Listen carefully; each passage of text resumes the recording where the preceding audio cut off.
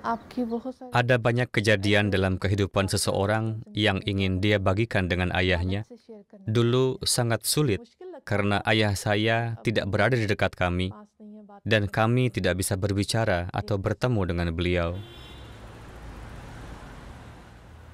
Hampir 4.000 mil jauhnya, ayah Atia, Tahir Mahdi Imtiaz Warraich, dipenjara atas tuduhan tidak adil. Berbagai upaya pembebasan dengan jaminan telah gagal dan hidup menjadi tak tertahankan. Istri saya sangat tertekan, tapi saya menghiburnya. Meski begitu, dia benar-benar khawatir karena tahu situasi akan menjadi sangat sulit. Kejahatannya tak lain hanyalah karena menjadi seorang Ahmadi. Terkadang saya merasa takut. Tidak diragukan, saya memiliki keyakinan kepada Allah Ta'ala, tapi bagaimanapun saya tetap manusia biasa.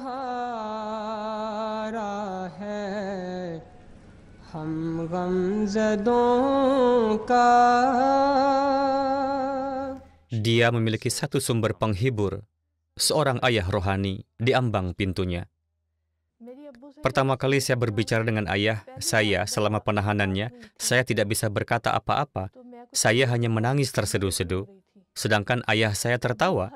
Beliau tertawa banyak. Saya masih mengingatnya sampai hari ini. Ayah saya berkata, "Nak, temuilah Huzur dan mintalah doa kepada Huzur."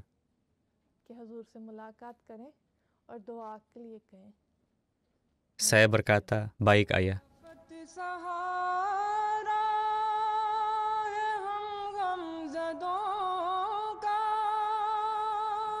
Selama cobaan ini, dia mengunjungi Huzur berkali-kali, tanpa pernah tahu apakah dia akan bertemu ayah tercintanya lagi.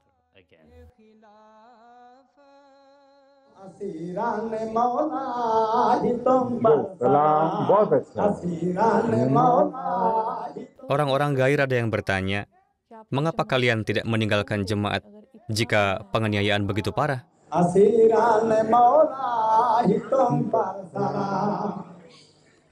Tuntutan hukum pasti akan diajukan. Saya tahu saya akan ditangkap.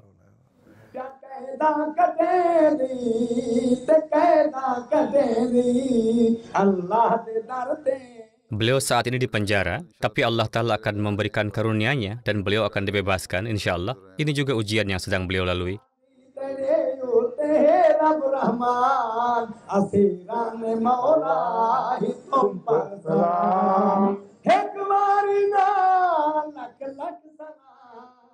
Hal kedua yang saya doakan adalah, ya Allah, saya tidak tahu berapa lama perjalanan ini.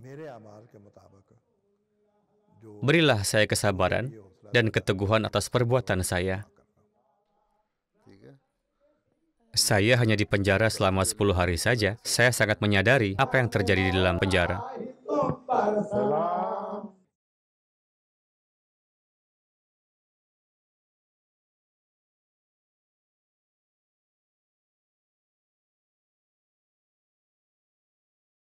Tahun 2006, dan jemaat berada dalam kondisi siaga tinggi.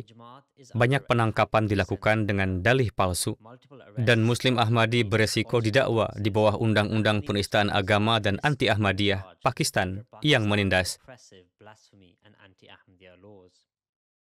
Menggunakan terminologi Islam adalah kejahatan. Menerbitkan literatur keagamaan dianggap terorisme.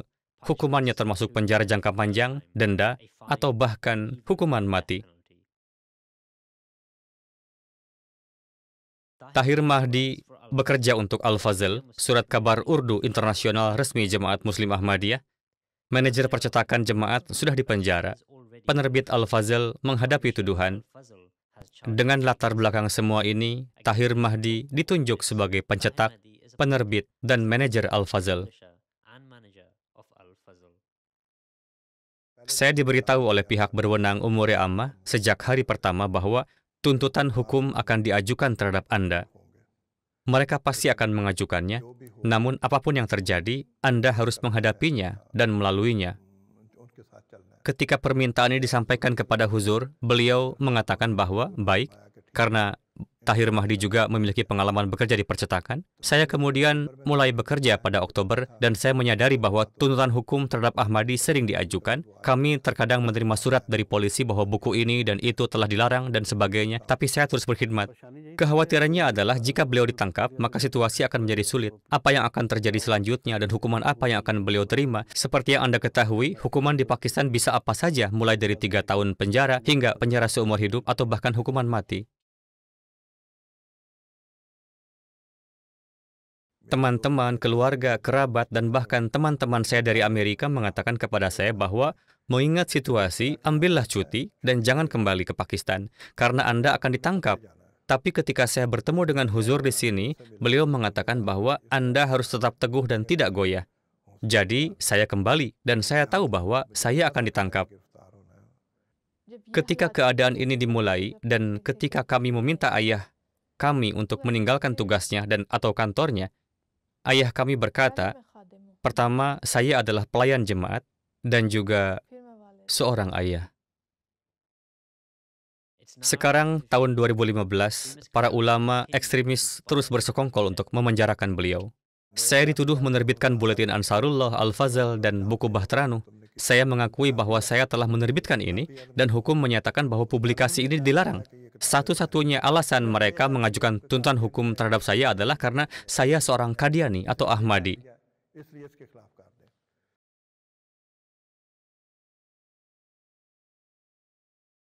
Setiap kali seseorang dipanggil ke pengadilan, para ulama dan mereka yang mengaku sebagai tokoh agama berkumpul dan tidak ada rasa aman atau perlindungan dalam lingkungan seperti itu.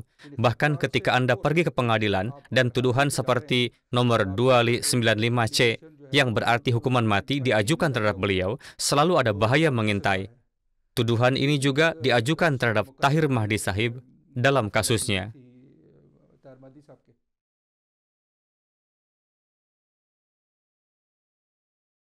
Jadi saya meninggalkan pengadilan setelah dipanggil untuk kasus saya, dan mereka kemudian menangkap saya dan mengirim saya ke penjara.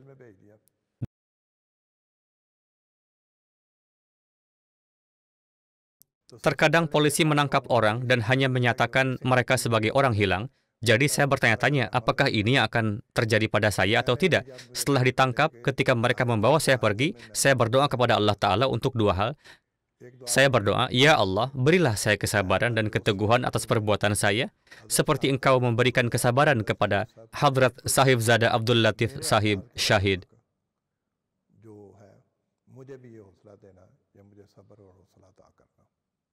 Doa saya yang kedua adalah, ya Allah, janganlah membebani saya dengan sesuatu yang tidak mampu saya tanggung.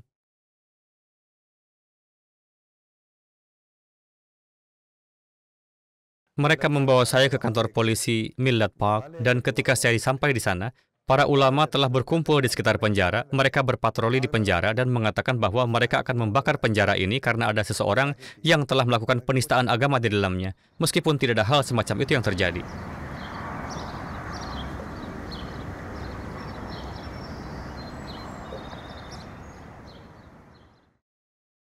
Ketika beliau ditangkap, kami langsung diberitahu dan menerima kabar ini dari Pakistan. Kami sangat khawatir, istri saya sangat tertekan, dan saya menghiburnya.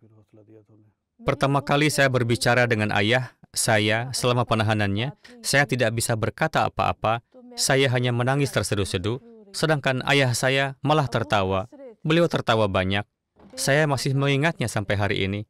Ayah saya berkata, "Nak, temuilah Huzur. Mintalah doa kepada Huzur." Saya berkata, "Baik, Ayah."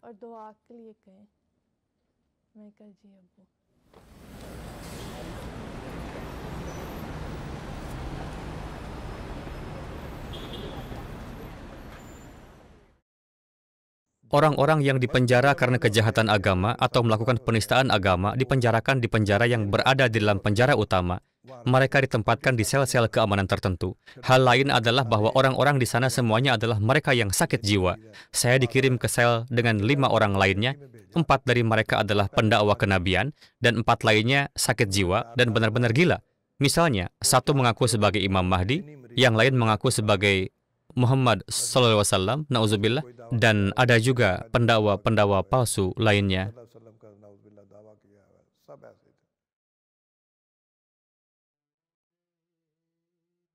Proses pemberian tempat tidur disebut khadda. Istilah ini pada dasarnya berarti bahwa tahanan menerima 2 selimut tua dan kotor. Mereka akan mendapatkan piring dan gelas plastik dari suatu tempat dan memberikannya kepada tahanan. Di sanalah rumah Anda, tempat tidur, dan tempat duduk Anda. Yang paling menyakitkan adalah mereka memiliki tempat duduk toilet dan 1 keran di sel. Dan temboknya hanya sekitar 1,5 sampai 2 kaki jaraknya. Ketika seseorang buang hajat, orang-orang di luar sel bisa melihat. Sekarang, bayangkan tempat di mana ada 5 atau 6 orang, ketika 1 orang pergi ke sudut untuk buang hajat, bau atau aroma akan menjadi hal yang paling menyakitkan untuk ditanggung.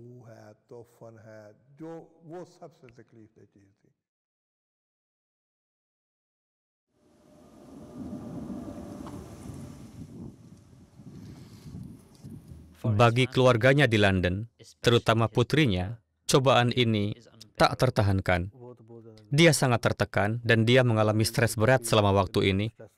Dia juga sangat khawatir ketika saya pergi ke Pakistan. Ada kecemasan besar dalam seluruh keluarga.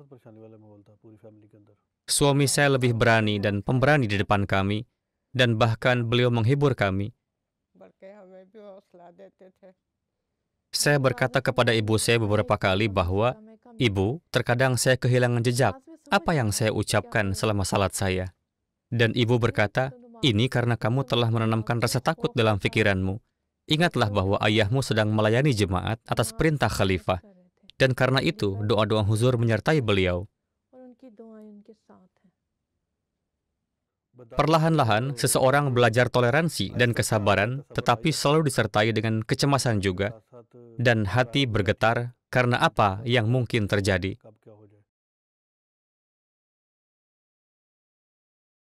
Ketika saya pergi menemui ayah mertua saya di penjara untuk pertama kalinya, rasanya seperti singa yang dikurung dalam kandang. Beliau terlihat seperti singa dalam hal kepribadiannya. Beliau tidak pernah takut akan apapun.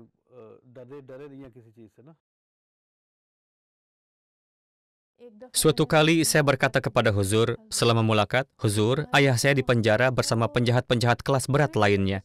Saya terkadang merasa takut, tidak diragukan bahwa saya percaya kepada Allah, tapi bagaimanapun saya ini manusia biasa."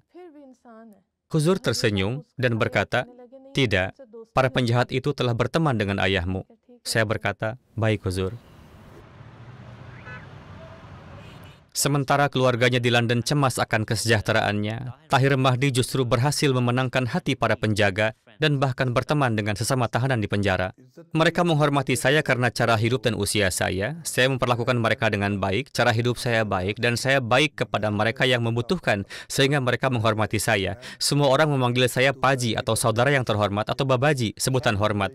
Kepala sipir yang bertanggung jawab juga memanggil saya Baba. Mereka berkata, "Beritahu Baba Tahir ini dan itu," atau tahanan lain akan berkata, "Baba Tahir, beri kami suatu untuk dimakan," karena saya biasa menerima makanan dengan murah hati dari Langgarkhana di Rabwah. Pada hari Rabu, orang-orang dari Rabwah datang menemui saya. Saya telah meminta Langgarkhana untuk mengirim makanan. Mereka biasa mengirim 25 hingga 30 roti dan berbagai kari. Tahanan lain biasa meminta makanan dari saya dan ikut makan juga. Sarapan paratha roti goreng dari Langgarkhana sangat lezat, jadi para tahanan suka memintanya dan memakannya. Mereka mengatakan, "Kami sangat ingin makan roti dari Langgarkhana." Mereka tahu itu dari Rabwah, dan semua orang akan memakannya. Makanan lezat sering dikirim seperti ayam panggang atau kerahi. Para tahanan lain akan memakannya. Terkadang saya menerima piring kosong dan orang-orang berkata, "Baba, makanannya enak sekali, sudah kami habiskan." Saya berkata kepada mereka, "Ini makanan dari Langgarkhana. Entah kamu yang makan atau saya yang makan, itu sama saja, bukan masalah."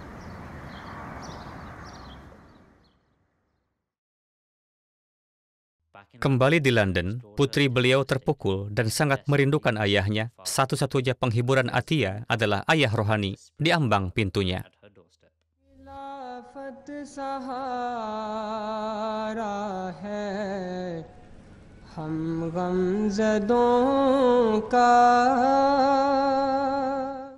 saya tidak bisa menemui ayah saya selama penahanannya, tapi saya terus meminta doa dari Huzur untuknya selama tinggal di sini.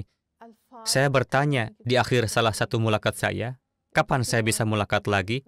Dan Huzur bersabda bahwa kamu bisa mulakat kapan saja kamu mau. Selama penahanan ayah saya tidak ingat angka pastinya, tapi saya ingat bahwa saya memiliki sekitar 6-7 kali mulakat dengan Huzur. Huzur mengatakan sesuatu dengan senyum di wajah. Huzur memberitahu saya bahwa ayah kamu tidak khawatir, atau ayah kamu sangat bahagia, atau bahwa ayah berteman dengan sesama tahanan. Suasananya seperti itu, sehingga selama beberapa detik rasanya seperti kita khawatir tanpa alasan. Dan perasaan ini akan bertahan selama beberapa hari. Saya kemudian menyampaikan semua yang Huzur katakan kepada keluarga saya. Huzur telah mengubah suasana menjadi penuh cinta dan kasih sayang mutlak. Dan selama beberapa detik, terkadang saya merasa bahwa ini bukan sesuatu yang perlu dikhawatirkan.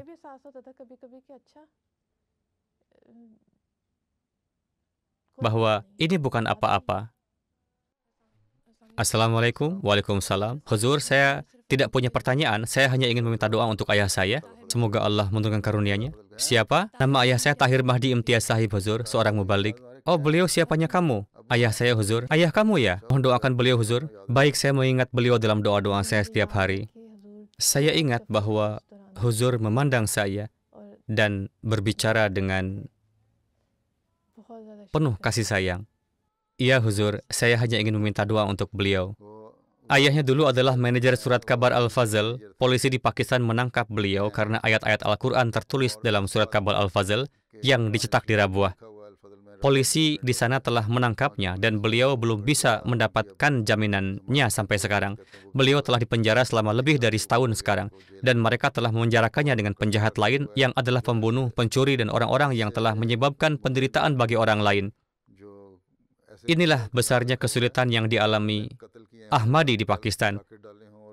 Setiap kali jaminan diminta, pengadilan tinggi dan Mahkamah Agung membatalkan jaminan tersebut. Jadi inilah sebabnya beliau dipenjara. Tapi bagaimanapun Allah Ta'ala akan memberikan karunia-Nya kepada beliau dan beliau akan dibebaskan, insya Allah. Ini adalah ujian yang sedang beliau lalui. Saya hanya dipenjara selama 10 hari. Jadi saya tahu seperti apa penjara mereka. Setelah kelas mulakat tersebut, banyak sekali lajnah dan gadis-gadis yang datang dan bertanya kepada saya, apakah itu ayahmu yang Huzur bicarakan? Apakah kamu tidak merindukannya? Seluruh jemaat bersama saya, Masya Allah. Khalifah dan doa-doa beliau menyertai saya. Saya memiliki keyakinan kuat dalam diri saya bahwa Allah Ta'ala ada dan Dia adalah pelindung kita. खिलाफत सहारा है हम गमज़दों का इसे रख सलामत खुदाए खिलाफत.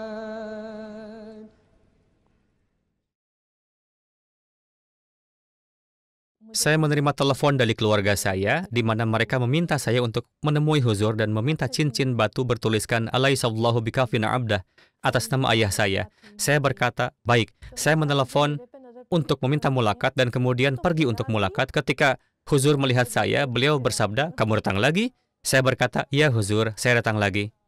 Saya meminta cincin kepada Huzur. Huzur melihat-lihat cincin yang berbeda dan memakainya satu persatu. Kemudian beliau memberikan saya sebuah cincin dan berkata, beritahu ayahmu bahwa kali ini saya memberikan cincin ini kepada ayahmu. Huzur sangat penuh kasih. Putri bungsu saya sering pergi mulakat. Suatu kali ketika dia pergi menemui Huzur, dia meminta Huzur untuk memberinya sesuatu untuk saya sebagai hadiah. Huzur kemudian memberinya cincin ini yang kemudian dikirim kepada saya.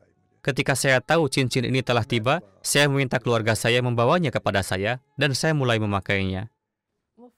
Huzur mengatakan bahwa ayah saya akan keluar dari penjara, dan begitu indahnya kata-kata Huzur itu. Ketika saya memberitahukan semua orang tentang apa yang Huzur sabdakan, semua orang sangat puas dan tenang.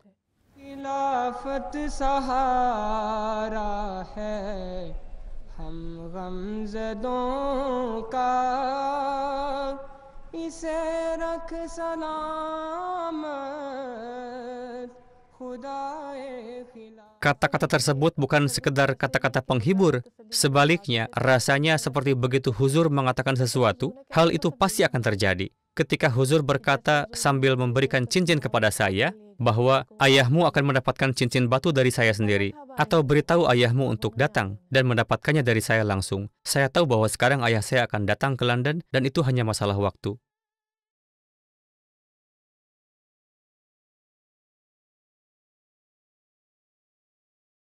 Kepala sipir memanggil saya sekitar jam 12 atau 1 dan memberitahu bahwa seorang kerabat Anda mengalami kecelakaan kereta api. Sebentar kemudian, dia menyuruh seseorang untuk memberi saya makanan. Saya tahu ada sesuatu yang tidak beres. Adik saya, yang seorang mubalik dan hafiz Quran, sering datang menemui saya.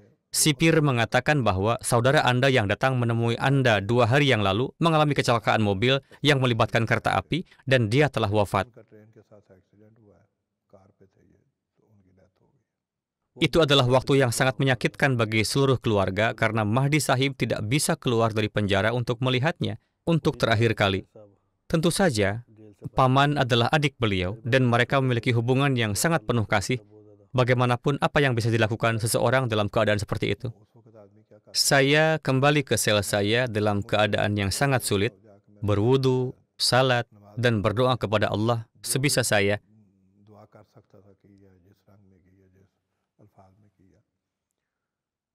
Saya merasa bahwa Allah Ta'ala telah menerima doa-doa saya dan bahwa Dia akan memberi saya kesabaran.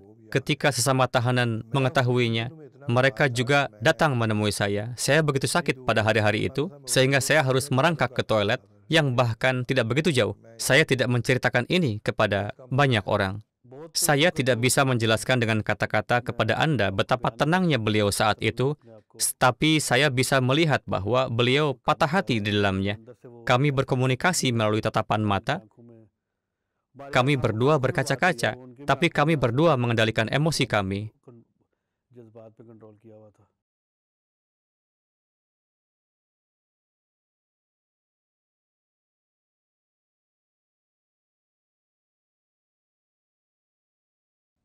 Selama penahanan ayah, paman saya meninggal. Paman 2 tahun lebih tua dari ayah saya. Sebelum kewafatannya, paman saya yang lain juga meninggal. Dan itu juga di usia muda, sekitar 46 atau 47 tahun. Ayah saya tidak bisa melihat paman saya setelah kewafatannya. Tapi ayah saya menunjukkan kesabaran yang luar biasa. Tingkat kesabarannya sedemikian rupa sehingga saya tidak mengerti bagaimana atau dari mana beliau mengembangkan tingkat kesabaran seperti itu.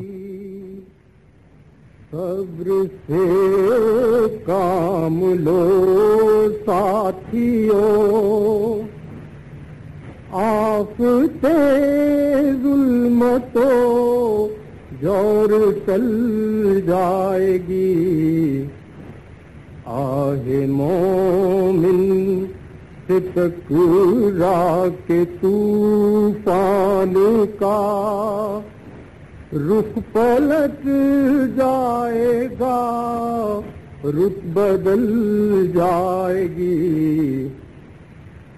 दो घड़ी सब्र से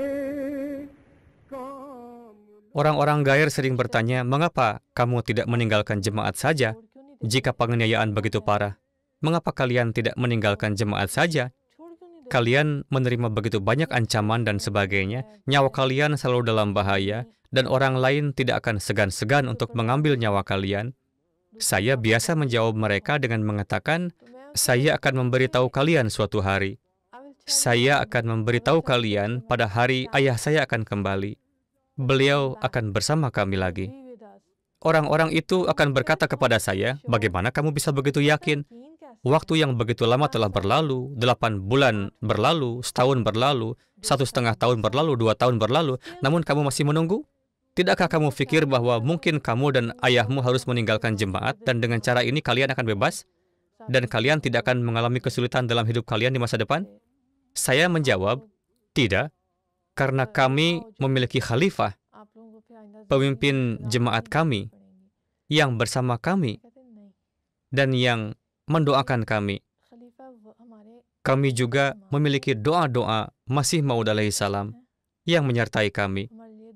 Jadi, orang-orang Gair ini terkadang heran dan mengatakan, tidak mungkin itu akan terjadi.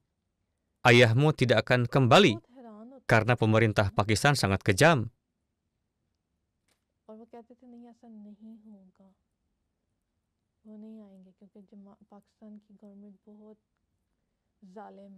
Ini juga menginspirasi iman.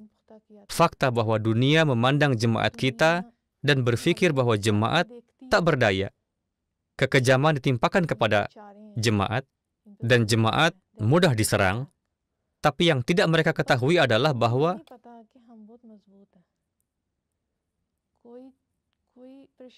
sebetulnya kita sangat kuat. Tidak ada yang bisa membuat kita goyah dalam keimanan dan kepercayaan kita kepada Allah. Kita beriman kepada Allah. Bagi non-Ahmadi, ini adalah lelucon.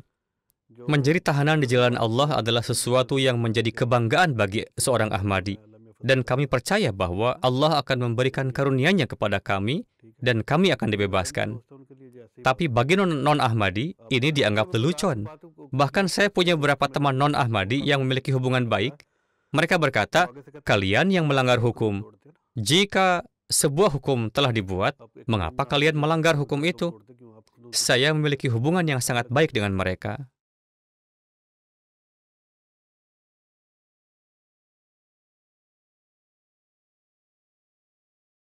Dalam surat jawaban, Huzur bersabda, saya telah menerima surat Anda. Saya sangat sedih mendengar tentang meninggalnya adik Anda. Inna lillahi wa inna ilaihi raji'un. Semoga Allah Ta'ala meninggikan derajat almarhum dan memberi Anda kesabaran dan keteguhan untuk menanggung kehilangan yang begitu berat. Semoga Allah menjadi pelindung keluarga Anda dan memperlakukan Anda dengan kasih dan sayang. Semoga Allah memberi Anda kesehatan yang baik. Semoga Dia selalu melindungi Anda dan menyediakan cara bagi Anda untuk dibebaskan dengan hormat. Ketika kita berpikir bahwa ini adalah jemaat Masih Maud alaihi salam dan kita beriman kepadanya, dan ketika kita mendengarkan Huzur, kita mendapatkan keberanian yang kita butuhkan, kita mendapatkan semua keberanian yang kita perlukan. Huzur terutama berdoa untuk para tahanan di jalan Allah. Jika Anda memiliki iman yang teguh, maka Anda akan teguh. Anda bisa melihat dari sejarah Islam awal, apa yang mereka lakukan. Mereka dibantai, mereka dihukum, dan dianiaya dengan kejam oleh orang-orang kafir Mekah. Tetapi mereka tetap teguh pada agama mereka. Jadi, jika Anda percaya bahwa ini adalah hal yang benar, maka Anda akan teguh. Dan inilah yang kita tabligkan. 99,9% anggota jemaat memiliki iman yang sangat teguh, dan mereka dianiaya. Mereka dikirim ke penjara, mereka disyahidkan, dan mereka dirampas fasilitas kehidupan sehari-hari mereka. Meskipun demikian, mereka bertahan. Dan mereka yang tidak bisa bertahan, mereka berusaha bermigrasi ke negara lain. Setiap kali kami pergi untuk mulakat, Huzur selalu berdoa dan mengatakan bahwa Tahir Mahdi Sahib akan dibebaskan insya Allah. Dan terkadang Huzur mengatakannya dengan senyuman. Para tahanan lain biasa mengatakan, kami berharap Pak Tahir tidak meninggalkan penjara, karena kami biasa mendapatkan makanan yang enak dengan adanya beliau. Suatu kali keluarga saya pergi menemui Huzur dan Huzur menanyakan bagaimana keadaan semuanya. Mereka berkata, Huzur, kami mohon doa. Huzur bersabda, bahkan para tahanan di penjara bersamanya juga berdoa untuknya karena ayahmu banyak membantu mereka. Tentu saja Huzur menghibur kami dan mengatakan bahwa Allah akan melimpahkan karunia-Nya kepadamu. Beliau menanyakan tentang percakapan kami dengan Tahir Mahdi Sahib. Huzur selalu mengatakan dia akan dibebaskan, insya Allah.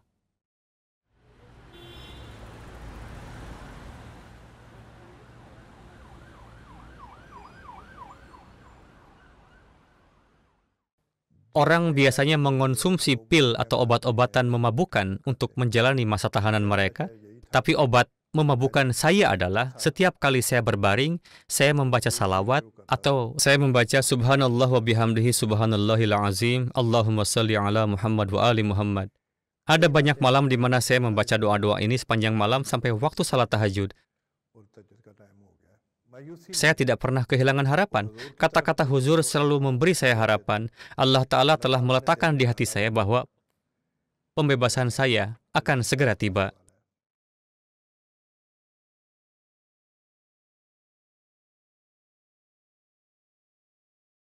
Orang yang menuduh saya atau para saksi Tidak ada yang memberikan pernyataan yang mengatakan bahwa kami tidak setuju atau memiliki masalah dengan terdakwa pada masalah ini dan itu. Sebenarnya ini adalah kasus palsu yang mereka ajukan terhadap saya. Pengadilan bahkan menulis bahwa ini adalah kasus palsu yang telah diajukan dan semuanya didasarkan pada kebohongan. Penggugat tidak dapat membuktikan kebenaran kasus ini.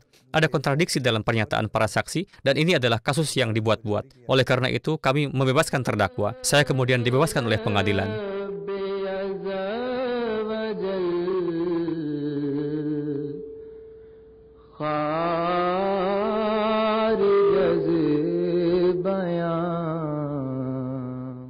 Huzur menulis, Alhamdulillah, Allah telah melimpahkan karunia-Nya kepada Anda, dan akhirnya Anda telah dibebaskan. Semoga Allah memberkahi Anda, dan semoga Dia segera menyediakan jalan untuk pembebasan semua tahanan politik lainnya juga. Selama masa tahanan, Anda harus menanggung kehilangan kerabat. Semoga Allah menerima pengorbanan Anda. Semoga Dia meninggikan derajat mereka, dan semoga Dia melimpahkan berkah dan pahala pilihannya kepada Anda dan keluarga Anda atas semua pengorbanan Anda. Sampaikan salam damai dan ucapan selamat saya kepada semua kerabat Anda. Dan kemudian Huzur menulis dengan tangan beliau sendiri, semoga Allah melindungi Anda dari segala keburukan di masa depan. Amin.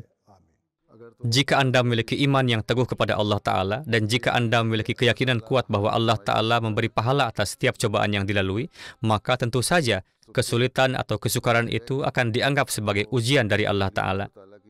Bukankah cobaan menimpa Rasulullah SAW? Bukankah beliau SAW kehilangan giginya dalam pertempuran? Bukankah beliau mencapai keadaan di mana beliau pingsan dalam pertempuran? Bukankah benar bahwa para sahabat lain jatuh menimpa beliau SAW saat itu? Beberapa di antaranya syahid dan beberapa lainnya terluka. Rasulullah tertindih di bawah banyak orang lain. Bagaimana keadaan beliau saat itu? Apakah beliau berpikir bahwa beliau sedang menghembuskan nafas terakhir? Terlepas dari segalanya, Rasulullah merasa puas dengan fakta bahwa sekalipun beliau wafat, Allah Ta'ala akan memberi beliau pahala untuk itu. Saya yakin jika kita melihat komunitas lain di luar Jemaat Muslim Ahmadiyah, saya rasa tidak ada yang memiliki pemimpin yang memperlakukan pengikutnya dengan cinta dan kasih sayang seperti itu, yang berdoa untuk mereka dan yang membuat mereka merasa seolah-olah dia berdiri bersama mereka. Huzur tidak pernah meninggalkan siapapun sendirian atau tak berdaya, terutama seorang yang telah mewakafkan hidupnya. Setiap Ahmadi merasakan ini, bukan berarti hanya mereka yang mewakafkan hidup yang memiliki jaminan ini. Tapi cobaan tidak berakhir di sini. Beliau terus diseret ke pengadilan selama beberapa bulan berikutnya. Suatu hari ketika beliau akan meninggalkan pengadilan, beliau menerima pesan. Saya diberitahu oleh teman-teman saya untuk tidak meninggalkan ruang sidang karena ada para ulama yang berkumpul di sekitar pengadilan dan itu berbahaya. Mereka memberitahu saya untuk tidak duduk di mobil yang saya tumpangi ketika datang. Ada mobil putih lain, si Anu, duduk di mobil itu. Anda tidak boleh membuang waktu ketika Anda keluar. Anda harus keluar dan segera duduk di mobil itu. Ketika saya duduk di mobil, 3 atau 4 orang mengepung mobil saya dan ada 3 atau 4 orang lain di seberang jalan. Mereka mendatangi mobil, membuka pintu mobil, menyeret saya keluar dan terjadi perkelahian. Mereka mengatakan bahwa kamu tidak bisa pergi kemanapun karena ada gugatan yang diajukan terhadap kamu. Saya berkata kepada mereka, jika ada gugatan yang diajukan terhadap saya, pergilah ke kantor polisi. Siapa kalian yang mau membawa saya? Mereka bersikeras bahwa kamu tidak bisa pergi kemanapun dan mulai mencaci maki. Kemudian salah satu teman saya yang memiliki senjata keluar dari mobil dan menantang mereka. Mereka melonggarkan cengkeraman mereka pada saya dan kemudian saya melompat ke dalam mobil. Tahir Mahdi nyaris lolos dari upaya penculikan dan sekarang harus segera meninggalkan Pakistan. Saya kemudian menerima pemberitahuan bahwa Huzur telah menginstruksikan saya dan yang lainnya yang bersama saya untuk pergi dari negara ini. Karena saya memiliki visa, saya memesan tiket pesawat untuk keesokan harinya dan menghadap Huzur.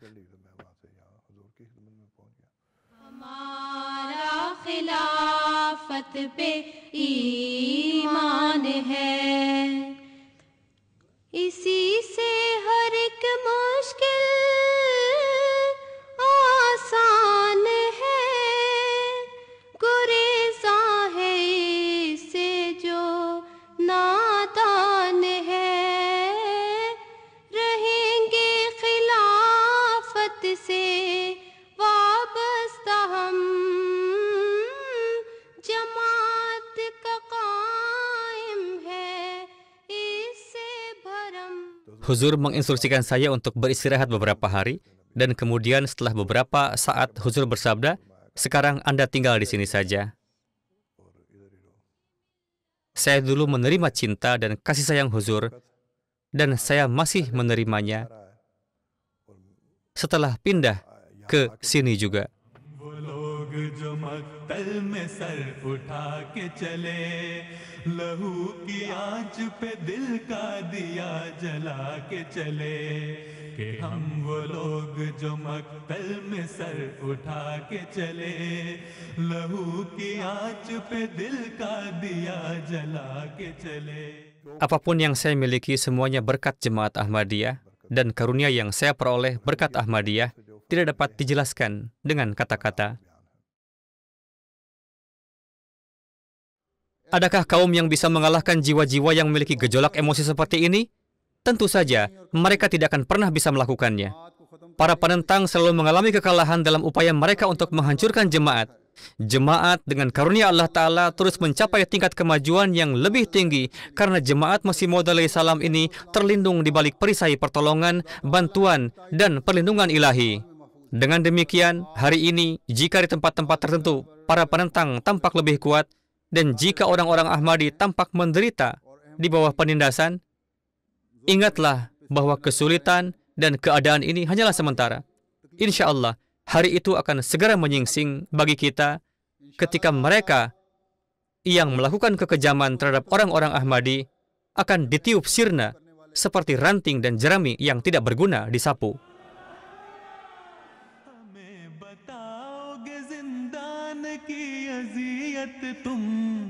मगर करोड़ जिंदा कहाँ से लाओगे, तुम अपनी आग में खुद आखिरी दमों पर हो, तुम अपनी फूंक से सूरज को क्या बुझाओगे, तुम अपनी आग में खुद आखिरी दमों पर हो, तुम अपनी फूंक से सूरज को क्या बुझाओगे, कि हम वो लोग जो मक्तल में सर उठा के चले, लहू की आंच पे दिल का दिया जला के चले.